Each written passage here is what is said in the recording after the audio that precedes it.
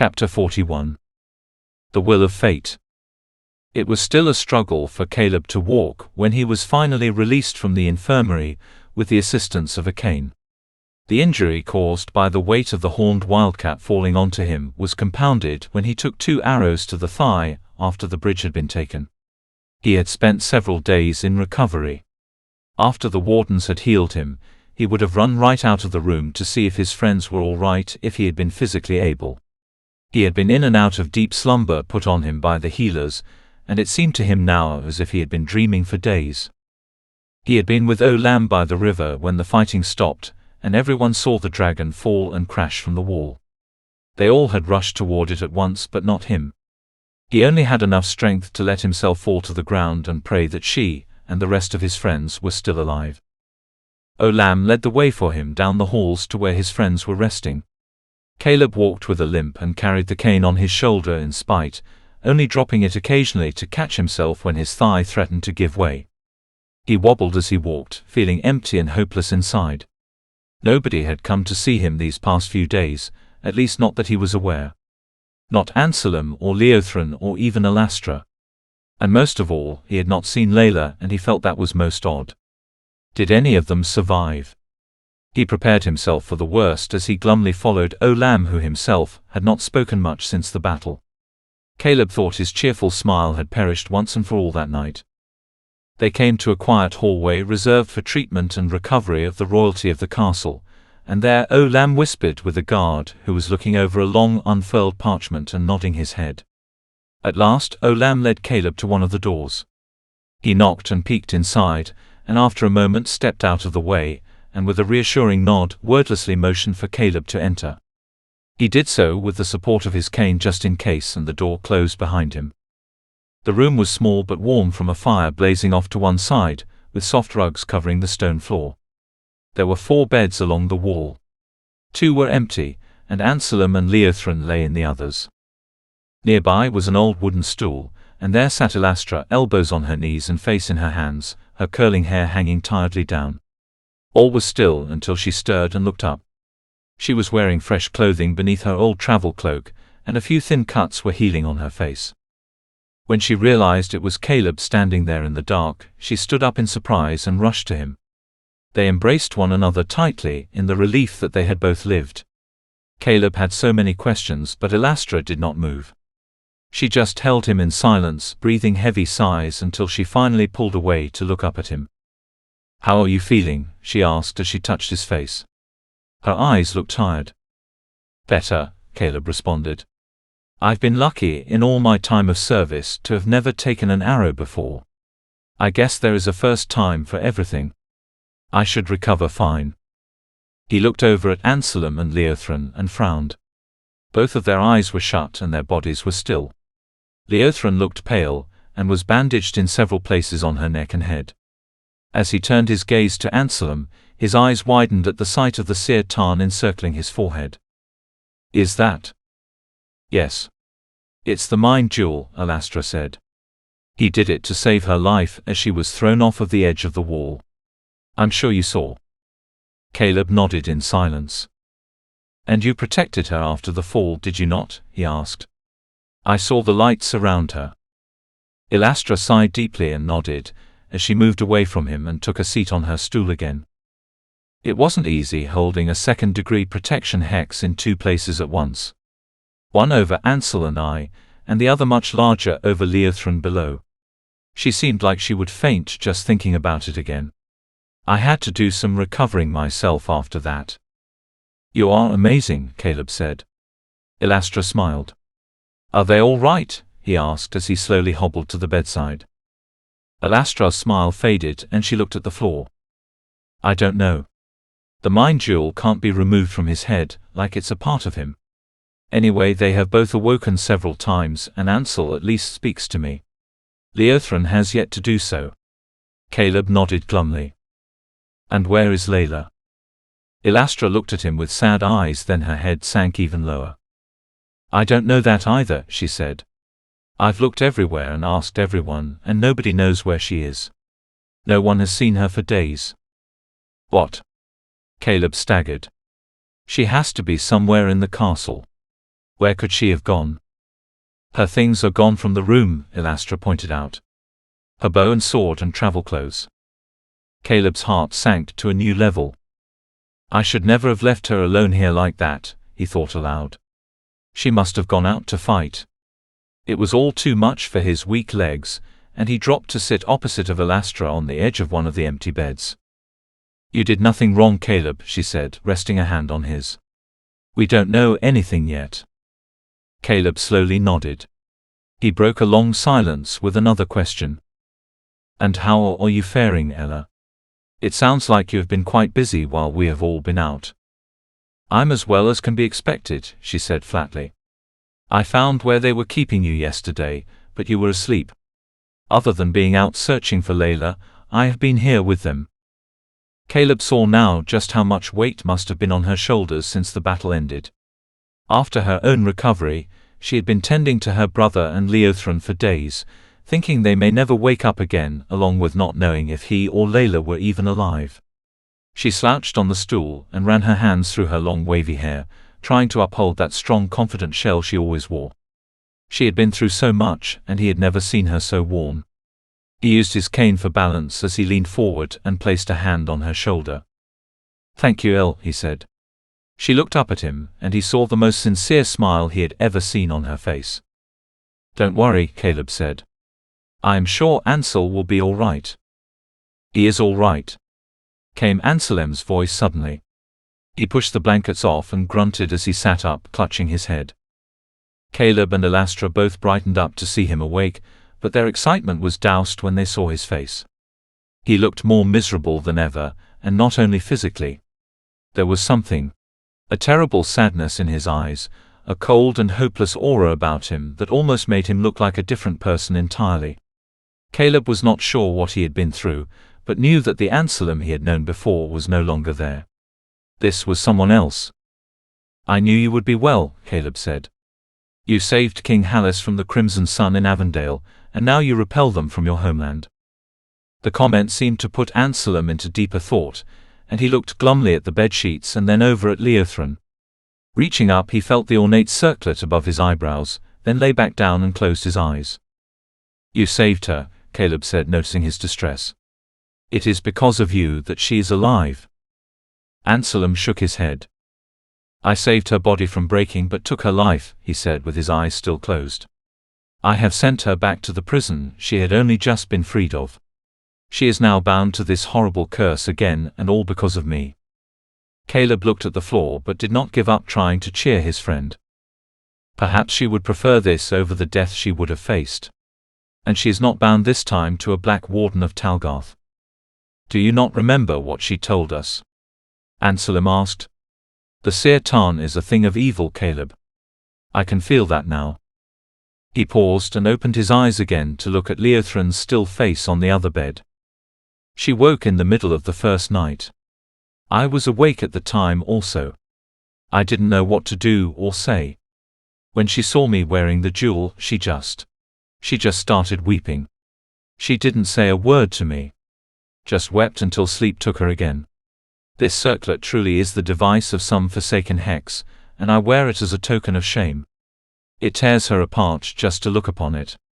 I can feel its workings within me. Feel Leothran's pain. Her prison. His last sentence turned into mumbles as he closed his eyes once more. He was awake but said nothing else. Caleb turned to Elastra, who was hastily trying to wipe a tear from her eye. She stood and laughed hollowly. The lioness has taken her toll this time, hasn't she? She said. And she will pay dearly, Caleb said in return. My father left with the ships from Shorewell to head to Talgarth, to the very heart of this evil, and is learning their weaknesses from the inside. They will pay for everything. Elastra nodded. All of us need to rest now, she said. If a sage does her work on your wound, it will be healed twice as fast than it would with a Faldician novice. Caleb smiled as she walked to the door. I need some fresh air. I think I've fulfilled my shift here for a time. Do you mind? Not at all. Elastra let out a deep breath and opened the door. Caleb could see her stop from the corner of his eye, and when she stood there frozen, he turned to see the cause. Layla was standing in the doorway. She was wearing all of her travel clothing with her bow and arrows on her back, and her sword sheath on her belt, but it was empty. Her hair was a mess and her arms and clothes were covered in black residue that looked and smelled like ash. Olam was standing behind her with a small group of soldiers trailing after. Caleb stood and, dropping his cane, made for the door. "Layla, you're all right," he exclaimed, taking her in his arms. She nodded slowly and looked dazed. "I am all right," she whispered. "Where have you been?" Elastra asked. "I looked everywhere for you."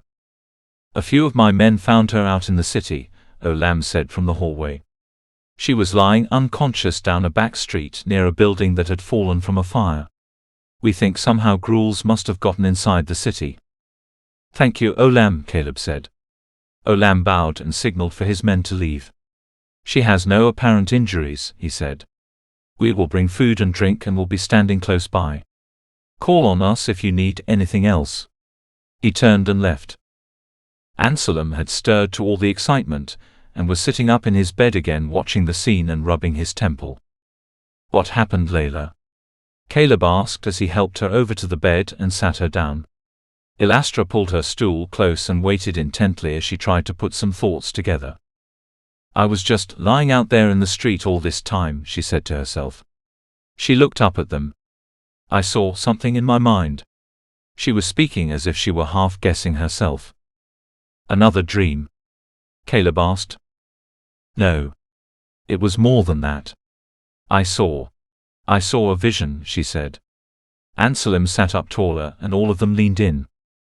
"It was like I was in another world." "What did you see?" Elastra asked, trying to coax her into revealing some details.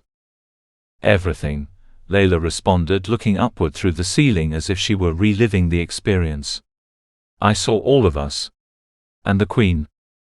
Something of future events then. Like before." Anselm said with some effort. "No. At least, I do not think so." She suddenly stood, still focusing on a certain spot in the ceiling. Her eyes grew large and her mouth dropped open. All of them followed her gaze but saw nothing above them and looked back to her confused. Her eyes were hazy but focused, as if she were looking upon a mountain range far on the horizon. "Layla?" Caleb said. "What is it? What is the matter?" She took a few steps forward into the center of the room, then turned to look at them all, but when she did there was a frightening intensity on her face none of them had ever seen before. Out of nowhere, a strong gust took flight in the room, throwing the sheets off of the beds and whipping the flames of the fire as it danced around them. Caleb watched in horror as Layla's feet left the floor. She looked down upon them all with wide, penetrating eyes, soulless eyes like the unbroken surface of the sea. Caleb and Elastra fell to their knees under the unspeakable power coursing around them. Looking back, he saw Leothran sitting up on one arm, eye wide with terror, and Anselm shielding his face. Layla's hair lashed furiously around her and suddenly turned stark white as words began to flow from her lips. Her voice was still her own, but it was powerful and pervading. "Each of you has started a ripple in history, whose ends echo far and deep. This war will stretch beyond the borders of the Westerlands, and pierce every heart that beats on every continent before the conflict is finished. Bear in mind that if you persist down this road, future events may be changed, but the price will be great and you will discover things. Truth both ancient and new that you do not wish to know. Enemies will turn to allies and allies to foes. If this is the course you will follow, the choice is before you. Though know this. One of you shall soon die. Be it as you will." Each of them felt the air thin as Layla lowered back to the floor. Her figure slouched, and her chin slowly dropped to her chest like a puppet whose master had just hung her up for the night. She swayed and crashed to the floor, her hair fading back to its original red hue. Caleb was the first to break through the shock and go to her. Struggling with his injury, he lifted her to a sitting position, and as he did so, she blinked and her eyes met his. "Layla?" Caleb whispered. She blinked again and upon seeing his face sobbed and clutched him tightly. "Caleb. You're all right," she cried. "I thought all was lost." She noticed Elastra there too, and Anselm in the bed who was struggling to keep himself propped up with a gloomy face of contemplation. She saw Leothran also, lying there pale but eye wide open. "The battle is over," she asked through her tears. "The battle is over," Caleb reassured her. "Faldesia is safe and the invaders have fled." Caleb helped her stand, and she sat on the bed again. "What happened to me?" Caleb, still lost in a haze of confusion and shock, walked to the fire and stared into the flames, all eyes following him. "I do not know, Layla," he said slowly. "But the answers are out there somewhere and we will find them, I promise you that. I will find them." "What are we to do then?" Elastra asked, breaking out of her own daze. Caleb's eyes narrowed, and he tossed his cane into the fire. "Even now my father is waiting in the east to strike back. I go to Talgarth to end this. Mark my words, Talgarth will fall. Fate. Mark my words." As they all sat there in the quiet room contemplating what they had just witnessed to the sounds of the crackling fire, their shadows dancing with unrest, fate was moving the pieces of history to their proper positions. Fate did. Mark his words.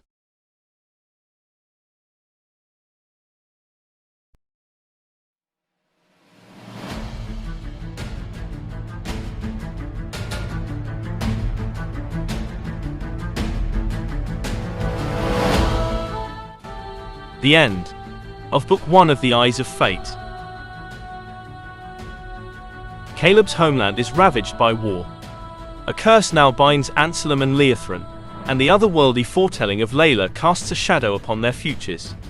Continue the journey in Book 2 of The Eyes of Fate, Tides of Chaos. Be sure to visit my website and subscribe to my newsletter to receive free short stories exclusive to subscribers as well as updates on all my new projects. Do all of this and more at www.colbydunn.com. I hope you enjoyed reading this book. If you did, I would really appreciate a brief review. This, along with your help in spreading the word, makes a massive difference and will help get the story into the hands of new readers. Thank you for your support.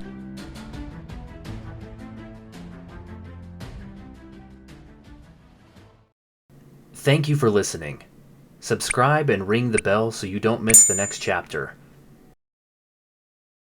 Episodes go live every Monday and Friday morning at 10 a.m. Eastern Standard Time. The audiobook can be purchased in its entirety on Google Play Books. Get the whole trilogy now in both paperback and ebook formats. All links are in the description.